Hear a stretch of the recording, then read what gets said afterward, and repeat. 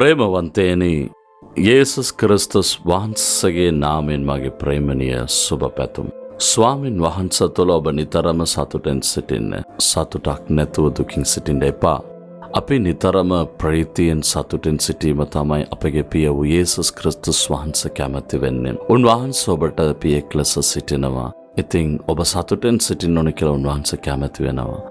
අපි සතුටෙන් සිටින පිණිස තමන් උන්වහන්සේ කුරිසිපත් වීමට පුද කළා.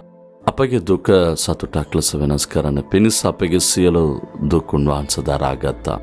ඒ දෙවියන් වහන්සේ අපට සතුටු කරමින් හාස්කම් කරමින් අපව ප්‍රීතියට පත් කරනවා. ඒ නිසා අපගේ දිනපතා ජීවිතයේදී අප සමග සිටමින් අපට සෑම විටකම උදව් උපකාර කරනවා. අද ඔබට උපකාර කරන යේසුස් වහන්සේ දෙවියන් වහන්සේ ලෙස කතා කරනවා. උන්වහන්සේ මොකද්ද කරන්නේ කියලා බයිබලයේ බලන විට හරිම පුදුමයි. එක කාරණාවක් යෙසායා 51:16 මාගේ අතේ සෙවණෙහි නුඹ සැඟවුවෙමි. මාගේ පුතේ මාගේ අතේ සෙවණේ නුඹ සැඟවුවෙමි කියලා දෙවියන් වහන්සේ පවසනවා. අතේ සෙවණ අවුවේ යන විට තමයි සෙවණේ වටිනාකම තේරෙන්නේ කියලා වචනයක් කියමනාවක් තිබෙනවා. ඉතින් ගොඩාක් ප්‍රශ්න අවුවේ යන විට සෙවණලක් ලැබුණා නම් හරිම සතුට එහෙම නේද?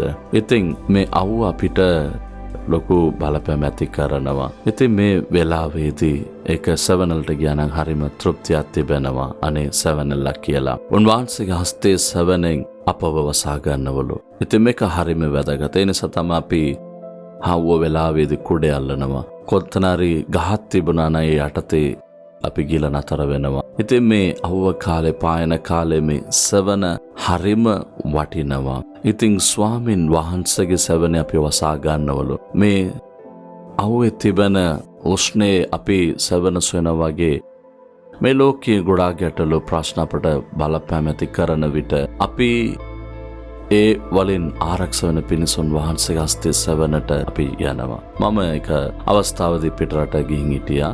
ලස්සන පාක් එකක් තියෙන එක බලන්න යමු කියලා ඒක හොඳ උයනක් කියලා පෙන්නන්නට මාව එකගෙන ගියා. ඉතින් ගොඩාක් ෆැමිලිස් ඒ වාඩි වෙලා හිටියා. ඒගොල්ලෝ හරියට එන්ජොයි කරමින් සිටියා.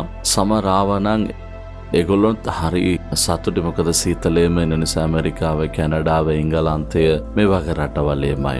ඉතින් අවුව තිබුණා නම් ඒගොල්ලෝ හරිම ලස්සන අවුවෙම වාඩි වෙලා ඉන්නවා. පවුල් පිටින් වාඩි වෙලා ඉන්නවා. අපිට නම් අමාරුයි අවුව.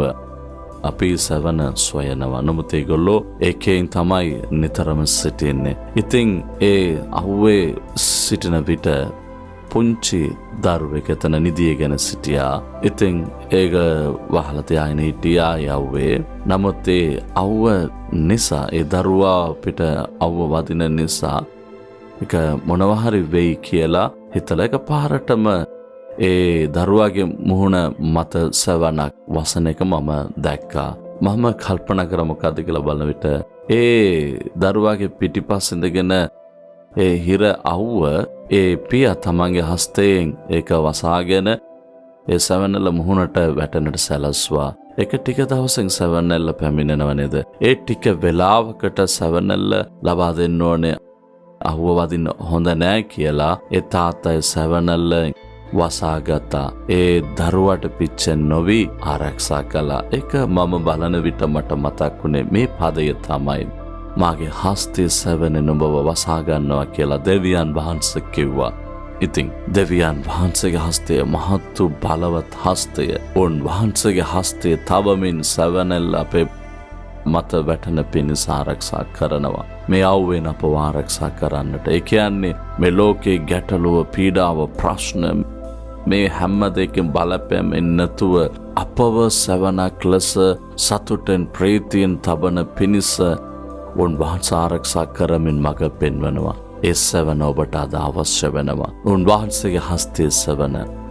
මොකද ඔබ ප්‍රශ්න වලට මුහුණ දීලා තිබෙනවා, දුකට මුහුණ දීලා තිබෙනවා. උන්වහන්සේ කියනවා මාගේ පුතේ මාගේ හස්තයේ සෙවණ නුඹව වසා ගන්නවා. මාගේ දුවේ හස්තයේ සෙවණ නුඹව වසා ගන්නවා. නුඹට මම සෙවණ ඇති කරනම් ආරක්ෂා කරනවා කියලා උන්වහන්සේ පවසනවා. ඒක හස්තයේ බලන්න තුවාල තිබෙනවා. ඒ ඇන පහරවල් වලින් ඇති වුණා තුවාල තිබෙනවා. ඒ තුවාල වලින් තමයි උන්වහන්සේ අපව සංගවන්නේ. ඒ හස්තය බලන විට අපිට මතක් වෙන්න ඕනේ මාගේ දරුවුන් දෙසමම කුරුසිපත් වුණා. ඇන පහරවල් මම ලබාගත්තා. වේදනාව දරාගත්තේ. ඒ නිසා උන්වහන්සේගේ තුවාල වුණේ හස්තයෙන් වසා ගන්න විට කිසිම නපුර අපිට ලං වෙන්නට බෑ. නිසා කියන්න ස්වාමීන් වහන්සේ තුවාල වුණා වූ හස්තයෙන් අපව වසාගත මැනව. මාගේ ජීවිතයෙන් මේ සැවනගෙන එන්ට ඔබ වහන්සේගේ හස්තයෙන් වසාගන්න බව ඔබ වහන්සේ කිව්වා. ඒක මම විශ්වාස කරනවා. ඒක ඔබ කියලා බලන්න සිත තුළ ලොකු සතුටක් දැනෙනවා. ස්වාමීන් වහන්සේ හස්තයේ සැවනේ ඔබ වහන්සේ මාව වසාගෙන සිටින නිසායි ප්‍රේමයෙන් ඔබ වහන්සේට ස්තුතියි. එන පහරව ලැබුණා වූ ඒ අත්වන ඔබ වහන්සේ වසා ගන්න නිසා ස්තුතියි. ඔබ වහන්සේ හස්තයෙන් ඒ හස්තයේ සැවනේ මා කෙරෙහි සැවනල වැටෙන පිණිස මාව ආරක්ෂා කරන නිසා ඔබ වහන්සේගේ ඒ බලවත් කරුණාවන්ත ක්‍රියාව ගැන ස්තුතිවන්ත වෙමි. යේසුස් ක්‍රිස්තුස් වහන්සේගේ නාමයෙන් ආමෙන් ආමෙන්.